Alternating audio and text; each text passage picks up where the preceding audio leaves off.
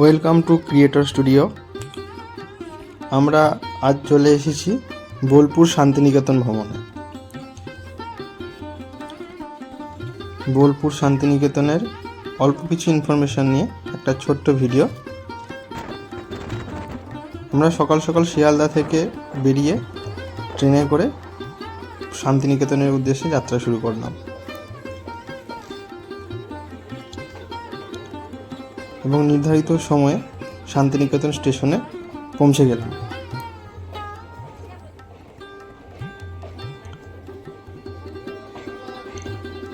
শান্তিনিকেতনে 1 নম্বর প্ল্যাটফর্মে ট্রেন প্রবেশ করলো।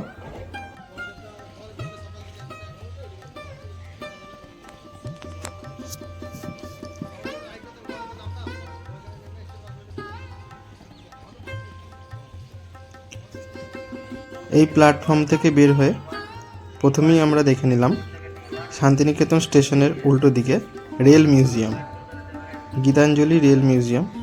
এখানে 30 টাকা টিকিট প্রতিজন। বাইরে লাগেজ রাখারও জায়গা আছে এবং জুতো খুলে ভিতরে প্রবেশ করতে হয়। ভিতরে ফটোগ্রাফি অ্যালাউ নেই। এরপরে একটা টোটো করে আমরা সাইট সিইংয়ে বেরিয়ে পড়লাম।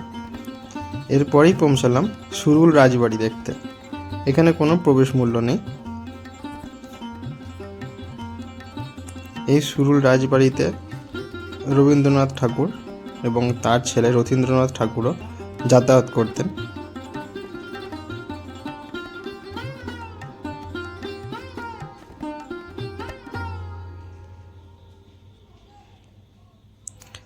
এখানে দুর্গা দালান, এটা সুরুল রাজবাড়ির।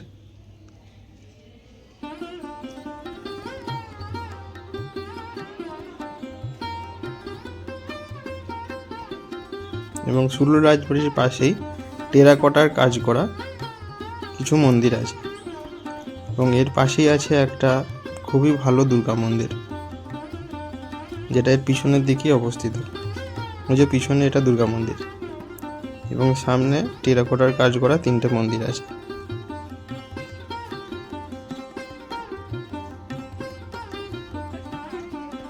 এটা দেখার পর আমরা চলে এলাম সৃজনী শিল্পগ্রাম দেখতে। সৃজনী শিল্পগ্রামের বিস্তারিত ভিডিও আমার আরেকটা দেওয়া আছে। তাছাড়া এখানে প্রবেশ মূল্য 20 টাকা প্রতিজন।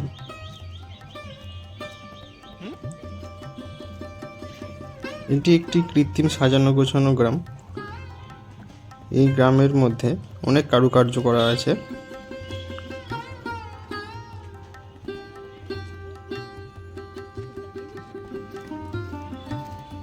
এটা গ্রামের মধ্যে অবস্থিত একটি পুতুল ঘর। পুতুল ঘরে নানা ধরনের পুতুল আছে।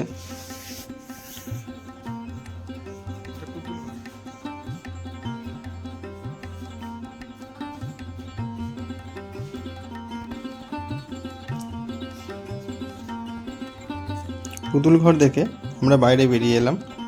বাইরে বেরিয়ে এসে এখানে মঞ্চ করা আছে, যেখানে অন্যান্য সময় নানা রকম নাটক হয় এবং এর পাশেই এই গ্রামের নানা রকম নিদর্শন করা আছে। এই পুরো গ্রামটা ভালোভাবে ঘুরে দেখতে 1 থেকে 2 ঘন্টার মধ্যে সময় লাগবে। এখানে ভারতের বিভিন্ন রাজ্যের বিভিন্ন ঐতিহ্যকে তুলে ধরা হয়েছে।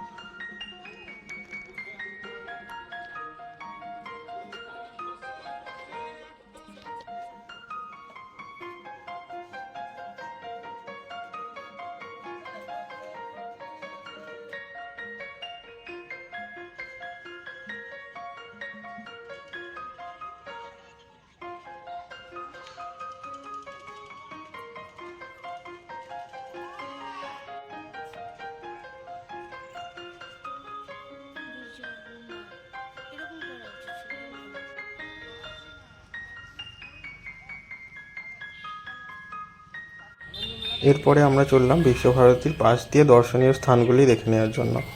বিশ্বভারতী প্রাঙ্গণের ভেতরে এখন সাধারণ মানুষের প্রবেশ নিষেধ, তাই বাইরে থেকেই দেখতে হয় এবং এগুলো দেখতে দেখতে আমরা এগিয়ে চললাম। এটি হলো সেই বিখ্যাত ছাতিমতলা।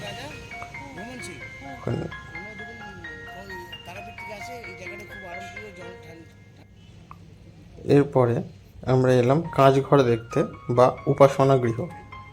এটি সম্পূর্ণ বেলজিয়াম কাঁচের দ্বারা নির্মিত। এখানে এখনও বুধবারে প্রার্থনা করা হয় এবং সেখানে কিছু পোশাক বিধি আছে, সেই পোশাক বিধি মেনে প্রার্থনা করা হয়। বাঁদিকে এটা দেখা যাচ্ছে, এটা হচ্ছে তালধ্বজ।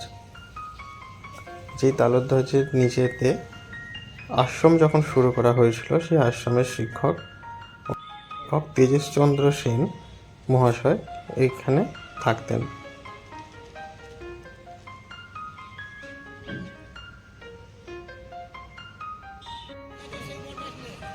এরপরে এটা হলো 3 পাহাড়ি।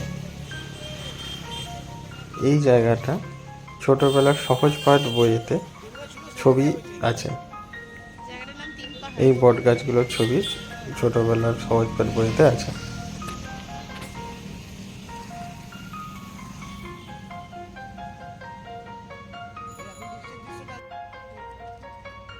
এরপরে আমরা চললাম বিশ্বভারতী মিউজিয়াম দেখতে। এটা বিশ্বভারতী মিউজিয়ামের প্রবেশপথ, যেখানে 70 টাকা জন প্রতি টিকিট আছে। বিশ্বভারতী মিউজিয়ামের ভেতরে ক্যামেরা অ্যালাউ নেই এবং বিশ্বভারতী মিউজিয়ামের ভেতরটা দেখে আমরা চলে এলাম বাইরেটা পরিদর্শন করতে।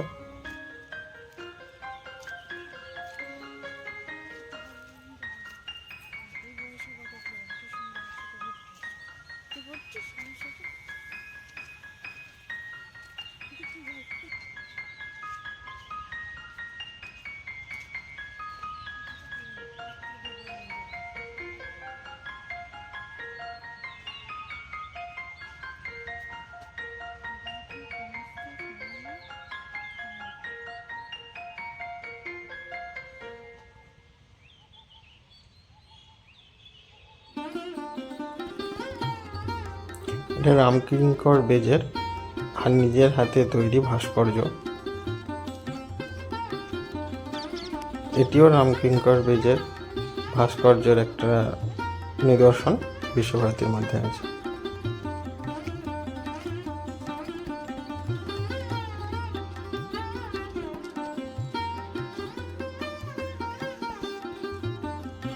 এগুলো দেখে এবার আমরা চললাম সোনাঝুরি হাট দেখতে। এই সোনাঝুরি হাট এখন খুবই বিখ্যাত। এখানে সব ধরনের জামা কাপড়, ব্যাগ, সাজার জিনিস, হার প্রভৃতি খুবই অল্প দামে পাওয়া যায় এবং এখানে একটা সাইডে আদিবাসী মহিলারা তাদের নৃত্য প্রদর্শন করেন।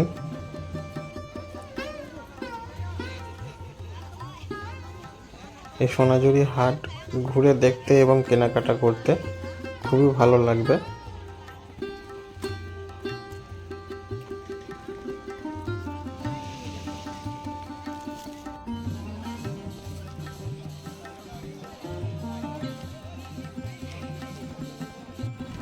এরপর পরের দিন সকালবেলা আমরা যাত্রা শুরু করলাম কঙ্কালীতলার উদ্দেশ্যে। এখানে কঙ্কালীতলা 51 সতীপীঠের একটা সতীপীঠ, যার পাশ দিয়ে কোপাই নদী বয়ে চলেছে। তো মন্দিরে পুজো দিয়ে আমরা কোপাই নদীর ঘাটে কোপাই নদী দেখতে এলাম। কোপাই নদী দেখার পর আবার ফিরে ওখানে মন্দিরে আর একবার এলাম।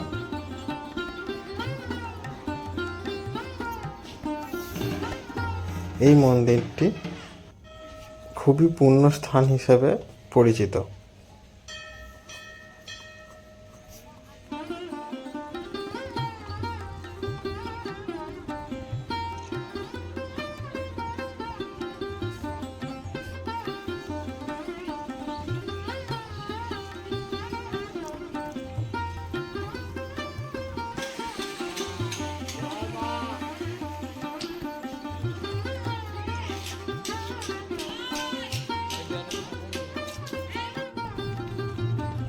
মন্দির দেখার পর আমরা এগিয়ে চললাম খোয়াই নদী দেখতে।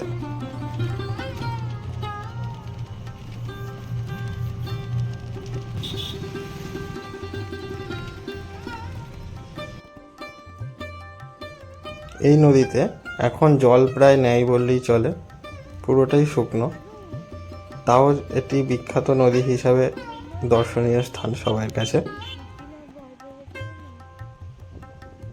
এরপরে আমরা চললাম সোনাঝুরি হাটের পাশেই অবস্থিত পলাশবনি গ্রাম দেখতে। এই গ্রামটি একটি আদিবাসী গ্রাম এবং সেই গ্রামে যাওয়ার জন্য এই শালবনির মধ্যে দিয়ে যেতে হয়।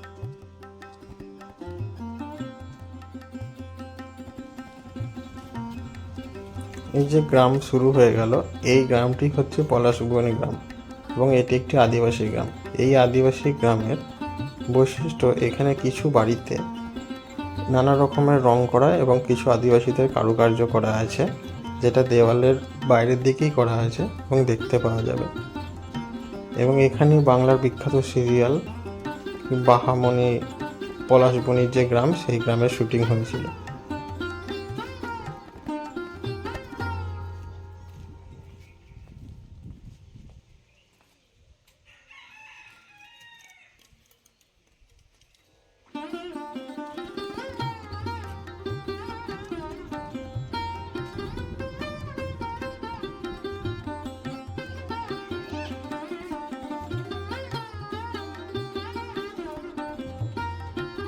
পলাশবনি গ্রাম দেখার পর আমরা চলে এলাম প্রকৃতি ভবন দেখতে।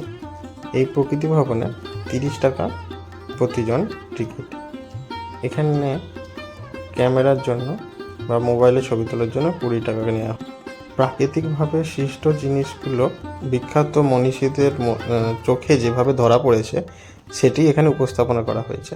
এরপরে আমরা চলে এলাম 34 ফুট উঁচু বুদ্ধ মূর্তি দেখতে, এবং এই বুদ্ধ মূর্তি এবং তার পাশে কিছু স্তূপ করা আছে, যেটি বন্ধ থাকার জন্য ভেতরে আমরা যেতে পারিনি, বাইরে থেকে দেখে ফিরে এলাম।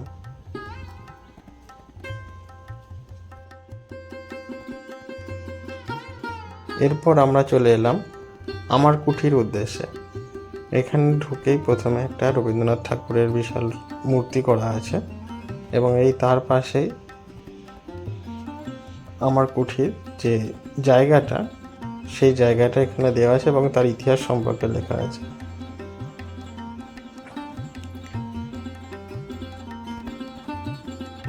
আগেকার দিনের বিপ্লবীদের ব্যবহৃত জিনিস এখানে কিছু সংরক্ষণ করে রাখা আছে এবং এর পাশে একটি সোসাইটি আছে, আমার কুঠির সোসাইটির।